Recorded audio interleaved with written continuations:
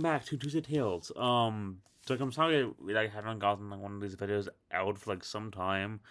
I'm sorry this video's uploading kind of late. It's just that how busy I've been. Just the past week, week and a half has just been way too much for me to do that much. So um. Cause last week I was planning on doing this one last one before I could get to the tail. Um,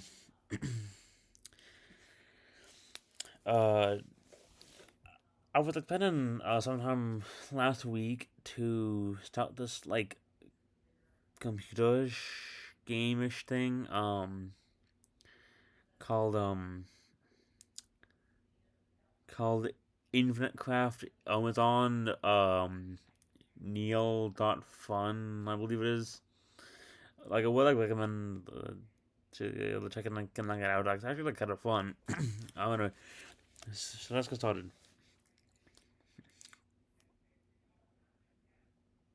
Coriolanus, the man who loved war. Toward the end of the 5th century BC, Rome was a city unhappily divided into the clans and opposing parties. The consuls had become almost as powerful as the kings they had disposed. The partisans or nobles were rich and arrogant. The plebeians, or common people, had little except grievances. Most of the army was made up of plebeians who were poorly paid and, in time of peace, given barely enough money for food. They were forced to borrow from the partisans, and when they could not pay what they owed, the lenders could seize their property and sell them into slavery. If the plebeians broke away or they broke any of these laws, imposed upon them by the consuls, they were beaten brutally or thrown into prison, and kept there until they died. Finally, the plebeians rebelled. They refused to be soldiers. They they said, since the Protestants kept all the spoils of battle and benefited um, uh, by war, led the Protestants to the fighting to prevent discontent from going. Um,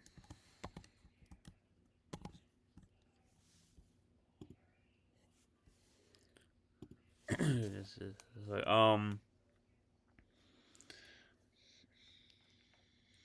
the consuls promised to pass the new laws in favor of the plebeians.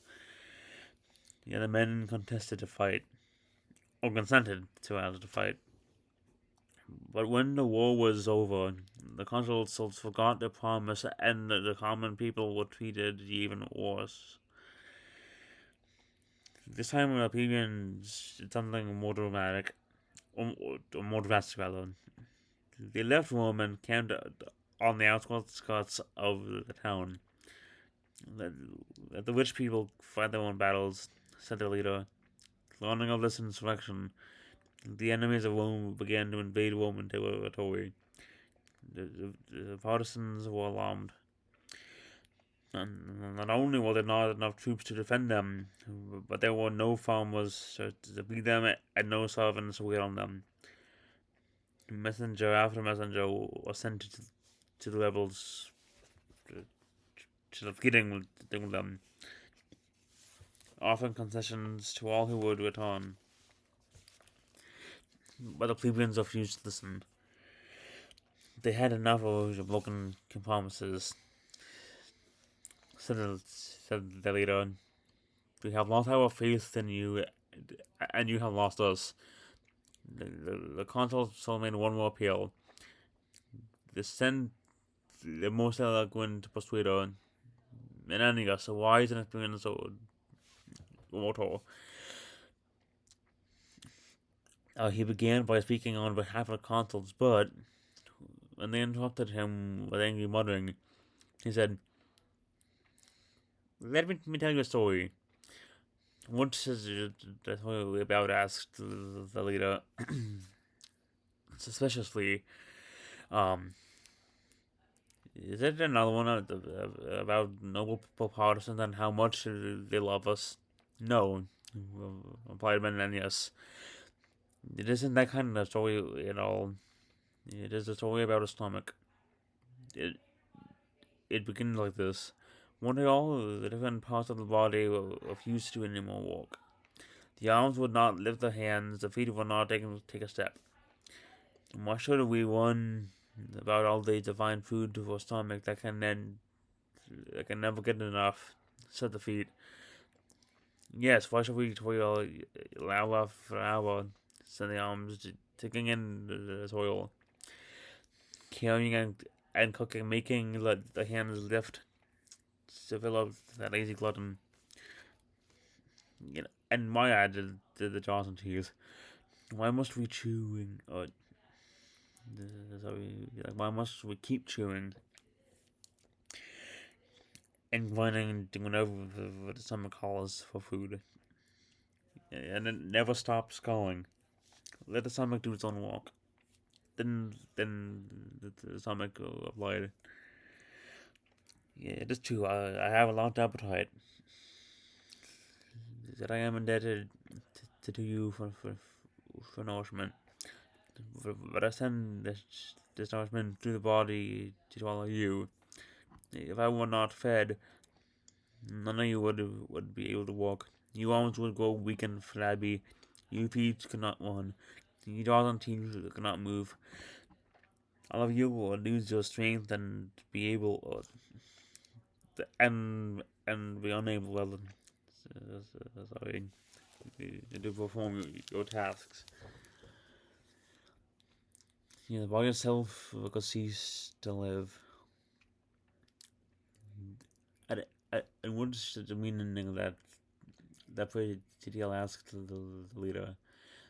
You know the meaning, answered Semenius. You have all the arms and legs and jaws and teeth. The Protestants of the stomach, and Rome is the body. If you don't all work together, you all die, and Rome dies with you. For a while, you live with silence. Then the leader spoke. Have you nothing to propose? He said. Is that the end of your fable? Not quite the end, answered Menenius. If you will return to Rome, I will propose to the Senate that they will appoint special officers to look after your rights. Magistrates who will have the power to protect you from unjust acts by Protestants or consuls, to guard you against any ill treatment. These officers will be called tribunes, champions of the people. And when any unjust law is proposed or any wrong contemplated, they can prevent it by the power of veto, which means I forbid it. With that assurance, the plebeians returned to Rome. For a while, there was peace between the factions, but the Protestants continued to look down upon the common people, and resented the gains they had won. The Protestants who despised them most was a close friend of Manius. His name was Caius Marcius, but because he was such a good general, and particularly because he had taken the strongly defended town of Corioli, the capital city of the Velascans. He had renamed he had been named renamed Coriolanus. Coriolanus was a man whose good qualities were balanced by his heavy faults. Could be generous. He saw that his constitutional enemy, the Volscian general, Tullus Phaedius was set free, but he could be cold and cruel to his inferiors. He was a loving husband and a devoted father, but he was also hot-headed and haughty. And I'm naming a patrician. Invaluable in war, he was a destructive citizen in times of peace. After his victory at Corioli, his friends urged him to be a candidate for consul. The consuls were not appointed by the patricians. However, they were elected by the people. Then Coriolanus scorned to make speeches to the crowds. Discerning in fact for their votes, he received very few. Rejected by the plebeians, he hated them even more. His hatred found expression a little later. Rome was again suffering from famine. The poor, as usual, suffered most. In this crisis, shiploads of corn began to arrive from Sicily. There was much rejoicing at the prospect of relief, but Coriolanus imposed the distribution.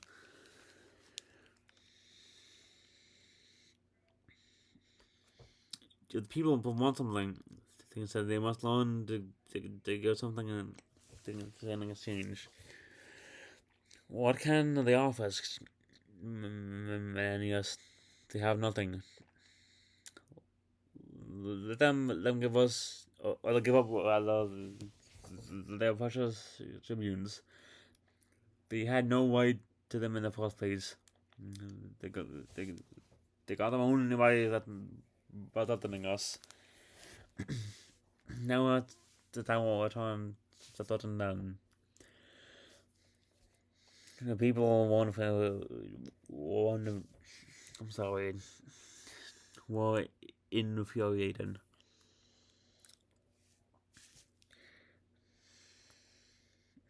My was phone in the streets crying. Kill Coriolanus. Kill him.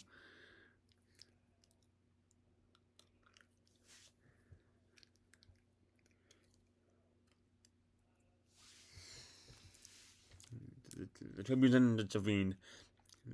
They argued with the mob leaders.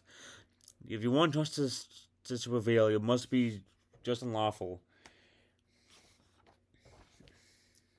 The laws prevent you from killing without trial. Coriolanus should be tried for treason against the state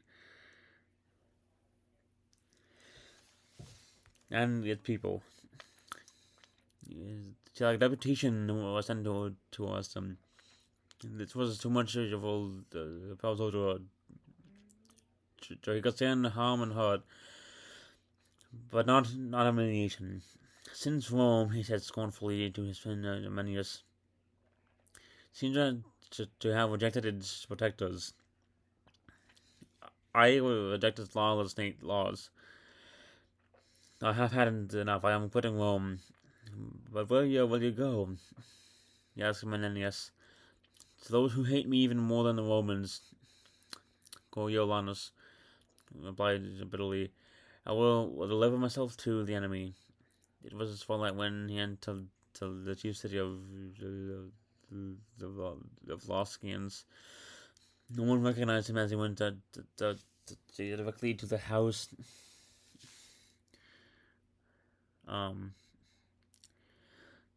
of Tullus Phaedius. Phaedius was at dinner with his officers. Then Coriolanus sat silent at the fire, placed in another room.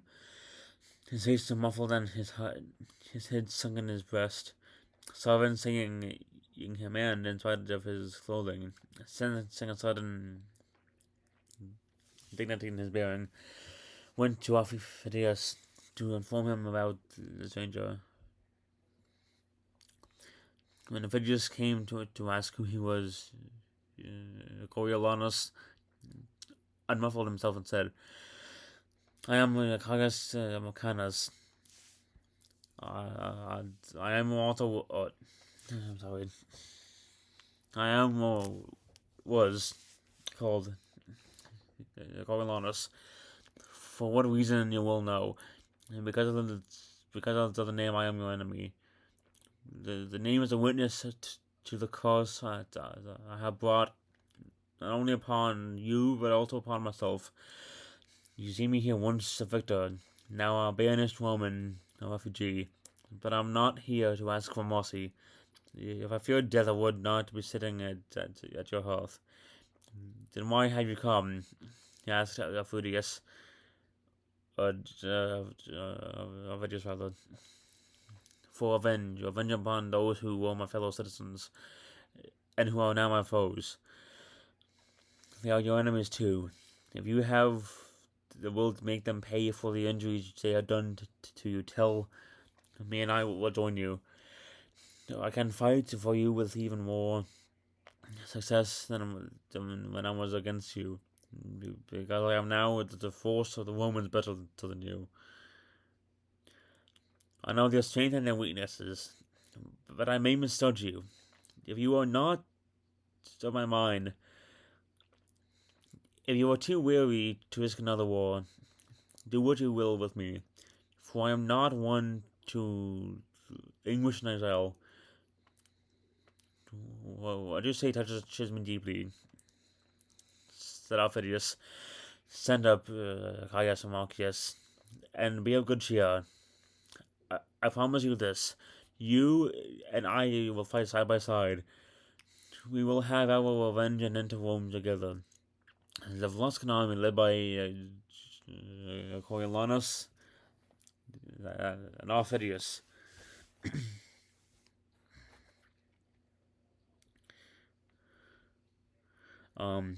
overran the countryside, burning and looting some villages, and when they came into sight, Hero gripped the heart of the unprepared Romans. They dared not risk a battle in which uh, they were sure to be beaten. The Senate sent deputies to the opposing camp. Coriolanus scorned the pleas. The priests were sent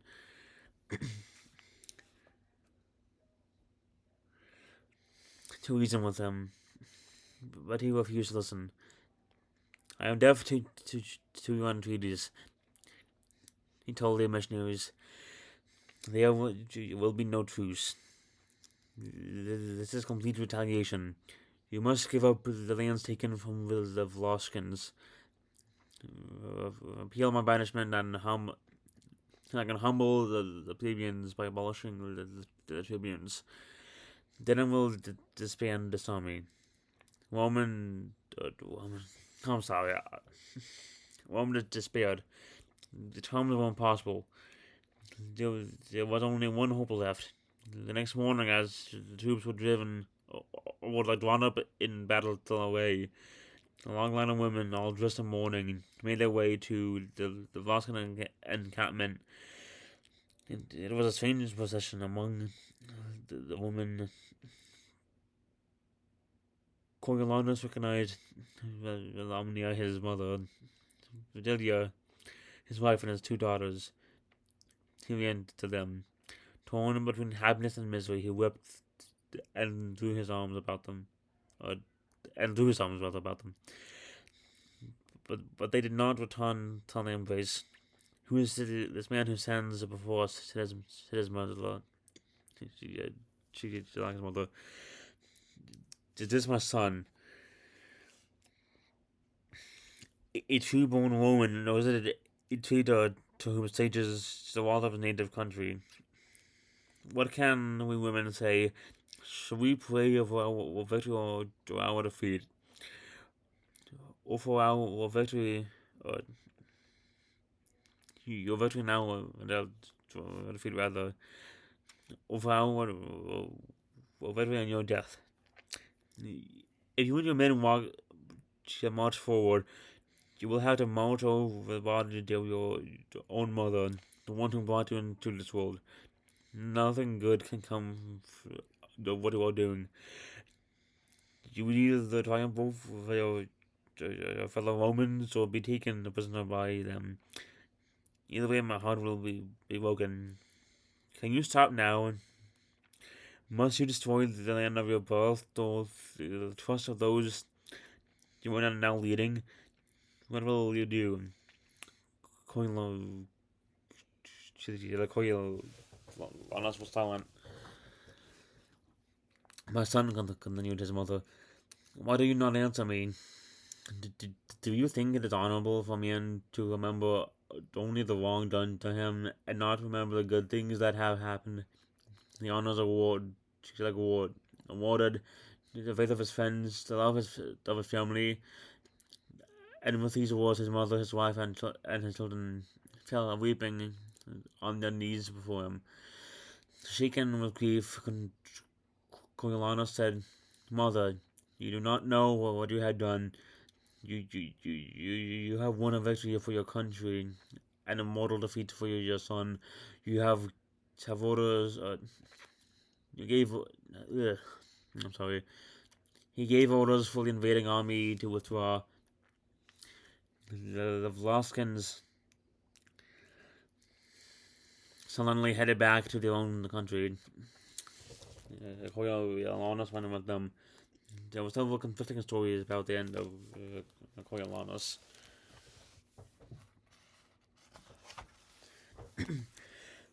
One version says that after his retreat, he could no longer live with himself and took his own life. Another has it that he lived a long time, sorrowing and constantly reporting himself in exile. Some historians claim that he abandoned his militant career and, under another name, became a hermit. In the favorite version, whenever Shakespeare ends his tragic drama, Coriolanus is killed by Amphibius, then the angry Volscians, who feel he had misled them. The Romans never forgot Coriolanus. The place where his mother, his wife, and his daughters have pleaded with him, and was considered the secret spot. On it was erected a temple called the Fortune of Women. What was the women who were fortunate enough to save the city from the men when the men had failed. It is said that when Cornelius died, all Rome was mourning for him. It's like, I'm sorry that the story was like a bit long, and I'm sorry I kept like messing around. Just like I'm tired, and I'm stressed, and I just don't like know what to do. So I have good news. I will be getting more videos out in the next week ish. To somewhat want to compensate for the last couple of weeks. Because like last Friday, like I was partially able to record videos, just I got home late. And like I kind of have had like a weird schedule Monday, not Monday, Sunday. So like and then there was like this week, so like I can't like record videos of Batman one. So anyway, I'll see y'all in the next one. Bye.